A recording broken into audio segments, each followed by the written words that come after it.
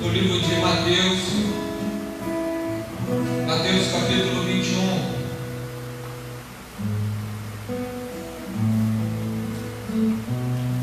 Mateus capítulo 21. Esse domingo é o domingo de Ramos, é um domingo de celebração, domingo diferente. Então, Mateus 21, e essa gravação está sendo feita nesse tempo, né? Mateus 21 diz assim: quando se aproximaram de Jerusalém, chegaram a Betfagé, ao Monte das Oliveiras, enviou então Jesus 2 discípulos, dizendo: ide à aldeia que está defronte de vós, e logo encontrareis uma jumenta presa e um jumentinho com ela, desprendei-a e trazei-os. E se alguém vos disser alguma coisa, direis que o Senhor precisa deles, e logo os enviará. Ora, tudo isso aconteceu para que se cumprisse o que foi dito pelo profeta, que diz: dizei à filha de Sião: eis que o teu rei aí te vem, humilde e assentado sobre uma jumenta e sobre um jumentinho, filho de animal de carne. E indo os discípulos, e fazendo como Jesus lhe ordenara, trouxeram uma jumenta e um jumentinho, e sobre eles puseram as suas vestes, e fizeram-no assentar em cima. E muitíssima gente estendia suas vestes pelo caminho, e outros cortavam ramos de árvores e espalhavam pelo caminho. E as multidões, tanto as que iam adiante como as que o seguiam, clamavam, dizendo: Hosana ao filho de Davi, bendito o que vem em nome do Senhor, Hosana nas alturas. E entrando ele em Jerusalém, toda a cidade se alvoroçou, dizendo: quem é este? E a multidão dizia: este é Jesus, o profeta de Nazaré, da Galiléia. Aleluias, amém, glória a Deus. Queridos, esse domingo, conforme nós já falamos aqui algumas vezes, é o chamado Domingo de Ramos. É o domingo onde se celebra, se anuncia a entrada de Jesus em Jerusalém, aquela entrada triunfal, né? Aquela entrada onde o povo foi atrás, com ramos, com mantos no meio do caminho, gritando hosanas. Então, é um domingo que se inicia, um grande drama na vida de Jesus, porque isso é o início de uma semana que vai ser uma semana muito difícil para Jesus, uma semana realmente com grande sofrimento, grande pesar, mas também com a vitória no final. Mas é um tempo difícil, uma semana agitadíssima. Às vezes você diz assim: a minha semana foi muito agitada, fiz muita coisa, vivi muitas coisas, vivi tempos difíceis, vivi situações que eu não esperava viver. Essa semana de Jesus, então, foi uma semana que foi de grande tensão. E Jesus tinha a sua humanidade. Nós sabemos que ele era verdadeiramente homem e verdadeiramente Deus. Ele sofria as coisas que o homem sofria. Ele sofria as dores, as tristezas, o choro, as alegrias. Tudo isso fazia parte da vida de Jesus. Ele não tinha pecado, mas isso fazia parte da vida dele. Mas ele também era Deus, tinha sua divindade, ele era 100% Deus. E ele tinha também então aquele momento, aquele mover das coisas de Deus, a presença divina dele mudava o lugar, porque ele tinha a presença de Deus junto a ele, ele era o próprio Deus. Então, ele sofreu todas aquelas dores que a pessoa pode sofrer no que diz respeito a essa entrada.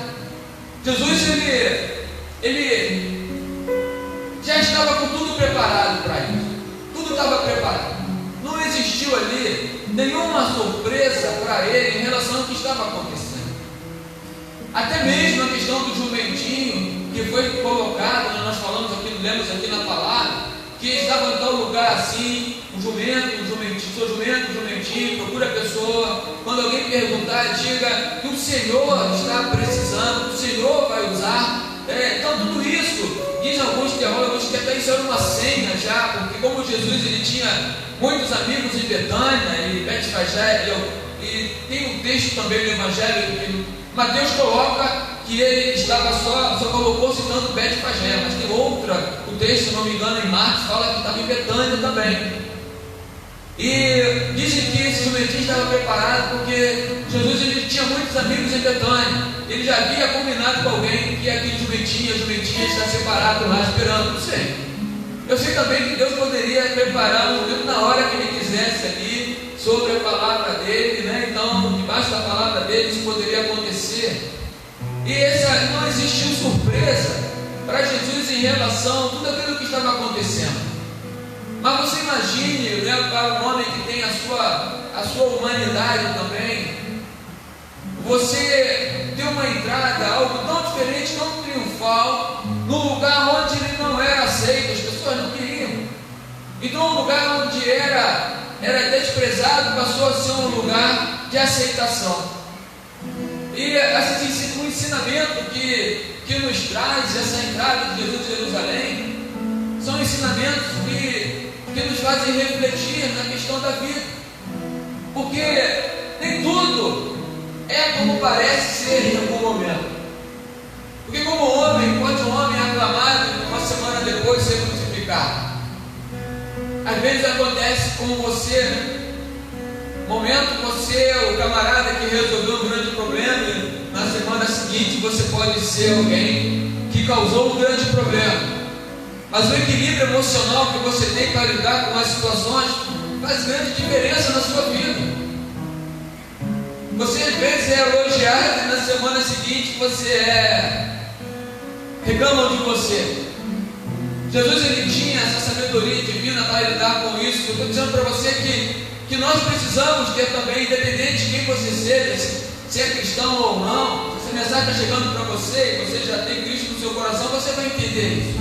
Mas se não chegou ainda, se você ainda não entendeu essas coisas, se você não tiver com a sua mente, o seu coração muito preparado, você não suporta a pressão em algum momento que você está bem, na semana seguinte você está mal, você está empregado, está desempregado, são semanas que vivemos. Mas eu entendo que a presença de Cristo na vida da gente faz toda a diferença para viver esse momento. Jesus era o próprio Deus, ele sabia o que estava acontecendo.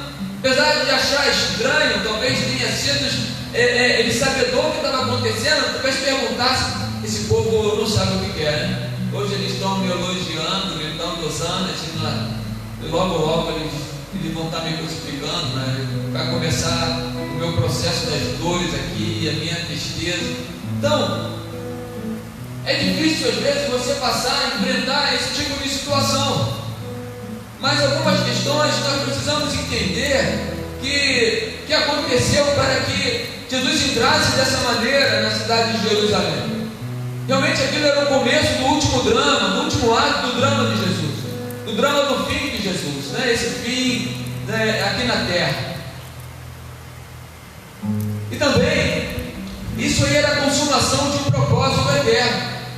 Esse tempo dessa entrada de Jesus era a consumação, era a realização da palavra. Em Zacarias capítulo 9, se eu não me engano, versículo 9 fala sobre isso, dizendo que o rei entraria no jumento, no jumentinho, pela cidade. Em Zacarias, muitos anos antes de Jesus nascer.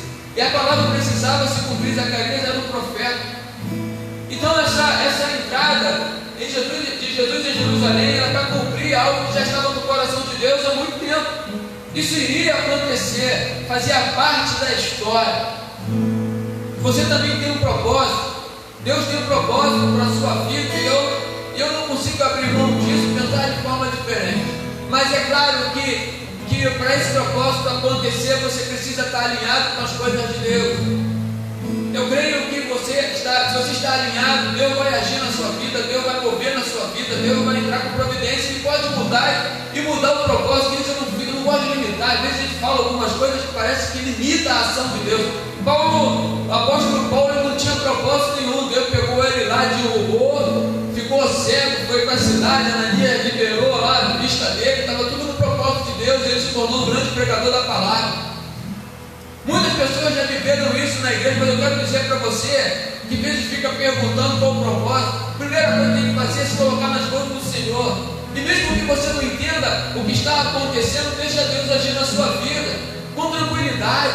Jesus ele entrou nessa cidade, ele sabia que estava vivendo tempos difíceis, a multidão estava clamando, estava falando, mas ele sabia que logo ele ia ser acusado, ele ia ser crucificado. Se ele fosse pensar e ficar pensando muito, não vou entrar não, porque afinal de contas eu vou entrar, porque na quinta-feira eu vou ser crucificado. Às vezes, para Deus cumprir um propósito na sua vida, tem um processo que você vai ter que passar. Esse processo, às vezes, não é muito interessante para você, ele não é um bom processo. É um processo que está te fazendo doer, mas vale a pena, porque nada melhor do que cumprir o propósito de Deus, porque Deus, Ele quer o melhor de nós, quer o melhor de mim, Ele quer o melhor. E aí nós precisamos entender isso, viver isso com muita intensidade. Então, para cumprir o propósito divino que já estava escrito na palavra do Senhor, o profeta Zacarias já havia anunciado, Jesus entrou em Jerusalém daquela maneira. Outra coisa também interessante, muitas pessoas já falaram sobre isso. Jesus entrou no jumentinho. No jumento, né? Dizem que tinha alguns reis que já tinham o hábito de usar o jumento para caminhar. Mas não era o hábito ali naquele lugar, porque o povo de Deus, eles estavam dominados pelo povo de Roma, eles eram escravos, eles trabalhavam para o povo de Roma. Roma dominava sobre eles, não era uma escravidão, mas tinha um domínio, né? Não tinha um domínio. E uma das coisas que a história diz, que quando os romanos, quando o capitão, o general de Roma vencia uma batalha, entrava num cavalo, entrava empunhando uma espada, e tinha gente atrás dele, gente na frente, mostrando o poderio bélico, né? O poderio do exército que aquele homem tinha, dizendo: eu comandei, eu venci uma batalha, eu fiz isso, eu fiz aquilo, eu mudei eu dominei, eu trouxe mais um povo para que possa pagar impostos para nós. E no mesmo tempo, aqueles que viviam, que eram dominados, muitos eram presos e levados para ser vergonha, para servir de distração para o povo, né? Jogava lá para brigar com as feras, era um negócio assim terrível. Então, Jesus, que se era aclamado rei, ele era aclamado rei. A entrada que se aguardava de Jesus, talvez fosse muitas pessoas que estavam ali, que ele entrasse num cavalo folgoso, que ele entrasse numa posição de dominador, de alguém que teria força bélica, alguém que teria uma espada na mão, que mudaria a história, que venceria as batalhas. Essa é a visão. Mas Jesus, ele entrou de maneira despretensiosa, ele entrou de maneira diferente, ele entrou como se não estivesse interessado nesse poderio bélico que ele poderia ter, o que as pessoas aguardavam. Isso foi uma frustração do povo. Muita gente se frustrou porque esperou Jesus como aquele que fosse libertar o povo do jugo de Roma, mas isso não aconteceu. Ele entrou despretensiosamente, ele entrou montado no jumentinho, ele entrou dizendo: eu não vim para a guerra, eu vim para a paz. Eu não quero mostrar poder de força física, de força bélica. Eu vim para mostrar o poder do amor, da palavra de Deus, o poder do Evangelho. É isso que muda a história, isso é muito interessante. E olha que as coisas deram certo, porque até hoje nós falamos sobre isso. Até hoje, mais de 2000 anos depois, a palavra ainda continua sendo pregada, esse texto continua sendo reverberado, porque a entrada que Jesus fez foi uma entrada poderosa. Muitos daqueles que entraram em eles podem até fazer parte de uma história, simplesmente de uma história, mas eles não entram no processo de mudar a vida de alguém. Então Jesus entrou de maneira despretensiosa naquele lugar. É da mesma forma como Jesus ele age na minha vida e na sua vida. Eu não vejo Jesus entrando e dizendo para você: vem comigo que você agora vai ser um grande batalhador, você vai vencer, você vai fazer, você vai bater, que você faz, os inimigos cairão. Não existe isso.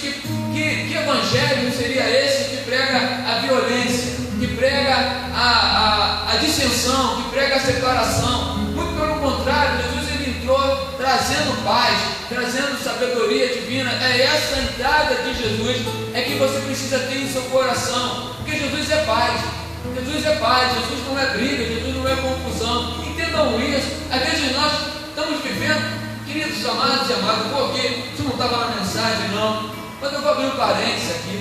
Esse é o tempo do povo evangélico se unir. O presidente Bolsonaro fez aí agora, conclamou um jejum. Querido, nós não precisamos de presidente para fazer jejum.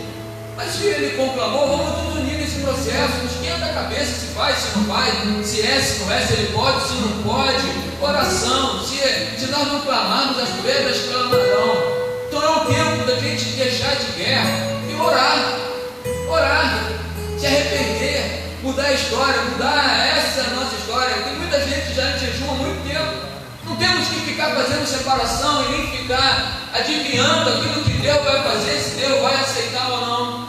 Então, eu fico imaginando o seguinte: Jesus entrou naquele lugar ali, em Jerusalém, entrou com o povo na frente, o povo atrás. Você acha que tinha povo ali que ia aceitar? As mesmas pessoas que clamaram por ele ali, disseram aleluia, Hosana, o que vem em nome de Davi, Hosana nas alturas. Ou mesmo depois que estava gritando ali, muitos eram os mesmos dizendo Barrabás, Barrabás, Barrabás, solte Barrabás, crucifique Jesus. É o mesmo povo que não conhecia verdadeiramente a Jesus. Você que conhece a Jesus, você sabe que tem momentos que nós temos que nos unir. Em todo o tempo, nós como povo de Deus, nós temos que nos unir. Esse tempo é tempo de união, em qualquer tempo é tempo de união. Nós não temos que ficar preocupados em ficar dizendo um ou outro. O que nós temos que fazer é lutar contra o inimigo das nossas almas, que é o inimigo, o diabo. Esse nós temos que orar para que ele não cresça, para que ele não consiga destruir vidas. Essa é a nossa oração. E vamos juntos nos unir, como cristãos que somos, para viver esse tempo. Jesus ele montou no jumentinho. Esse jumentinho, ele era um jumento que ninguém havia montado. Isso também era algo que acontecia em 2 Reis, capítulo 9, versículo 13. Tem o rei Jeú, que quando ele, na casa não foi no jumentinho, mas ele foi o rei que, quando ele foi aclamado rei, colocaram para ele passar os mantos, manto no chão, na roupa, no chão, para que ele pudesse estar passando. O jumentinho também, para sacrifício, a Bíblia fala que o jumentinho não poderia ter tido jugo nenhum, não poderia ter sido usado ainda. Então, isso determina também um momento especial que Jesus estava passando. Jesus ele demonstrou ali, então, todo o domínio sobre a situação que estava ocorrendo. Outra coisa, a proclamação pública do Messias.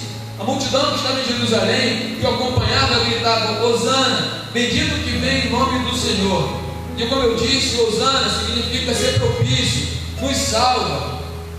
E a impressão que dá é que existia uma vontade política de libertação do povo. Era um reconhecimento, uma proclamação pública do Messias, daquele que viria libertar o povo, do libertador. Então eles estavam entendendo ali, falando isso de maneira alta, para que todo mundo pudesse ouvir. Com certeza muitos estavam ali realmente, como eu já disse, aguardando essa proclamação de um Messias político, de alguém que iria mudar a história política do povo de Jerusalém. Mas não foi isso que Jesus foi fazer naquele lugar. E Jesus escolheu, naquele tempo ali, o tempo das festas da Páscoa. E Páscoa era a celebração da libertação do povo hebreu, do jugo, da escravidão do Egito. Então existia ali uma comemoração, não dá para falar nisso aqui agora, mas é uma história muito linda. E eles comemoram, celebram, e hoje nós celebramos aqui também. Por isso que nós, a igreja, celebra a Páscoa. Domingo que vem seria o domingo das festas, né? Dos corais, do povo reunidos juntos. O fato de não estarmos juntos não tira a grandeza dessa celebração. É interessante isso. Você vai celebrar um momento maior da igreja, que é a ressurreição de Cristo, que eu creio que é maior do que o nascimento dele, no meu coração. Mas nós não vamos estar juntos no tanto tempo, pelo menos aqui na igreja de Cristo, muitas outras igrejas não vão estar juntos. Mas isso não tira a alegria, isso não tira a celebração, isso não tira do teu coração, você já entende isso, a certeza que Jesus ressuscitou. Uma coisa é certa, Jesus foi um profeta. Em Jerusalém, naquela área onde Jesus caminhou, na Galiléia, diversos lugares por onde caminhou, existiam outros profetas. Talvez existisse até outros profetas com o nome de Jesus. Jesus era um nome que outras pessoas poderiam usar. Mas o único que morreu e ressuscitou foi Jesus Cristo. Depois de Jesus vieram muitos outros profetas, pessoas que falaram do amor, que trouxeram palavras boas, você vê aí muita coisa boa, muita fala boa. Não estou dizendo que o homem não aceitou, não é que Jesus ele não tem palavras que sejam boas de se ouvir, muita gente, mas só Jesus ressuscitou. Se você for lá no túmulo de cada um deles, vai estar lá o túmulo, o corpo vai estar lá, né? Se for possível localizar, mas vai estar lá, porque Jesus foi o único que ressuscitou. Isso é algo que tem que fazer a diferença no meu coração e no seu coração. Jesus entrou triunfante em Jerusalém, o povo aclamava, gritava, salva-nos, ajuda. Jesus ele veio de forma diferente, ele veio como alguém simples. Não tinha poder bélico, mas tinha poder da palavra, porque ele estava aqui na terra de acordo com o propósito de Deus, Deus Todo-Poderoso, Criador de todas as coisas. Jesus ele conseguiu passar por tudo isso na sua humanidade também, na sua humanidade, sofreu tudo isso, mas ele viveu o propósito. Morreu entre dois ladrões, ressuscitou ao terceiro dia. É o único que ressuscitou. Domingo que vem é domingo de Páscoa, domingo de celebração, vai ser domingo de Santa Ceia para a nossa igreja. É o domingo de celebração, nós não vamos estar unidos aqui, mas esse Jesus, que Ele está em todos os lugares, que Deus é onisciente, onipresente, onipotente, Ele vai nos unir, onde quer que você esteja, para juntos nos alegrarmos e celebrarmos a esse Deus maravilhoso. Isso é algo que nós não podemos abrir mão, algo que nós não podemos negligenciar, porque a gente só entende as coisas de Deus, que são coisas espirituais, se elas forem discernidas espiritualmente. Já falei isso aqui, vou me aproximar mais de vocês. Coisas espirituais se discernem espiritualmente. Você não vai conseguir entender a palavra do Senhor, não vai conseguir entender a Bíblia, se você ficar pensando humanamente, simplesmente, olhar com os olhos humanos, em coisas que são mistérios de Deus. Aí, a grande lance, a grande sacada, a grande jogada, é você falar com o Senhor e dizer: Senhor, me mostra isso aí. Como é que funciona esse negócio? Se faça presente, me mostre como é. Porque só percebendo e sentindo essa presença desse Jesus que numa semana, no domingo, ele era celebrado como alguém que ia mudar a história do outro que estava sendo crucificado. Humanamente você não entende isso, dá a impressão que ele é um derrotado. A impressão que é um derrotado, como é que pode dizer que é o Filho de Deus, está crucificado, ressuscitou? É que ressuscitou mesmo? Mas dúvida, as pessoas, tem muita gente que não crê nisso. Mas você não vai conseguir entender essas coisas humanamente falando. A evidência está no teu coração. Muito dessa história que a Bíblia fala tem nas histórias dos livros. Tem um historiador chamado Flávio José, ele não era cristão, mas ele tem livros. Ele era daquela época, viveu muitas coisas dessas aí, ele escreveu livros, esses livros estão aí. É uma linha paralela aí que também fala de Jesus. Muitos livros falam da presença. Jesus era um homem normal, era um profeta normal que mais. Ele era filho de Deus, ele fazia milagres. Ele tinha a palavra de vida e a esperança, palavra de fé. Essa palavra de fé que eu estou pregando hoje aqui é dizer para você que conhecer a Cristo verdadeiramente vai ser um grande passo que você vai dar na sua vida. E se você está desanimado, achando que isso não é verdade, já viveu tempos com Deus, tem muita gente que está ouvindo, já viveu grandes momentos com Jesus, mas deixou que as coisas humanas entrassem no coração e esvaziassem a fé, perdessem a fé, porque viveu tantas coisas, esquece daquilo que foi vivido. Lamentações diz Jeremias, Lamentações capítulo 3, diz: quero trazer à memória aquilo que me dá esperança. Busque na sua memória esse teu HD aí, esse teu HD, vai lá e busca as coisas que Jesus fez por você, que Deus fez por você. Não somente as coisas materiais, isso acaba, mas aquela alegria que você teve quando aceitou, quando entrou numa igreja, quando ouviu uma palavra, quando mudou a história. Esse é o Jesus que nós servimos. Às vezes você não tem nem como falar essas coisas, mas você tem como sentir. Leia a palavra do Senhor. Mude a sua história, meu querido. Mude o seu comportamento. Você não é obrigado a nada, mas deixe o Espírito Santo agir na sua vida. A minha oração nesse tempo é que o Espírito Santo de Deus esteja agora aí no seu coração, penetrando no seu coração, aquecendo o seu coração, fazendo com que você traga à memória coisas que você viveu na vida cristã e que você esqueceu, que em algum momento você esfriou o seu coração no Senhor. Esfriou, querido. Foram tantos problemas, tantas questões, que esse Jesus humilde que entrou num jumentinho, que foi aclamado, mas que morreu e ressuscitou, Ele possa estar se fazendo presente agora na tua história, na tua vida, porque com certeza você vai ter um novo tempo, você vai ter um novo momento. Que você aceite o Senhor Jesus como o Senhor e Salvador da sua vida. Uma igreja próxima a você, na igreja metodista Fazenda da Pia, aonde você estiver. Eu não sei onde essa palavra vai chegar, isso é uma coisa tão interessante. Esse é o tempo que o Senhor fez, esse é o dia que o Senhor fez, para que você possa mudar a história. Jesus vive, querido. Jesus vive.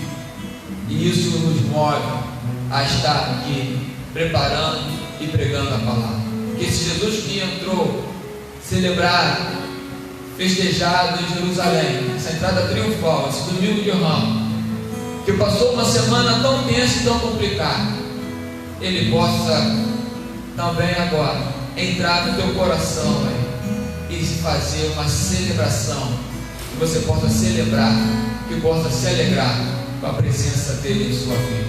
Que Deus abençoe a sua vida, que Deus abençoe a sua história. Queremos nos alegrar em nome de Jesus. Amém, amém e amém. Aleluia.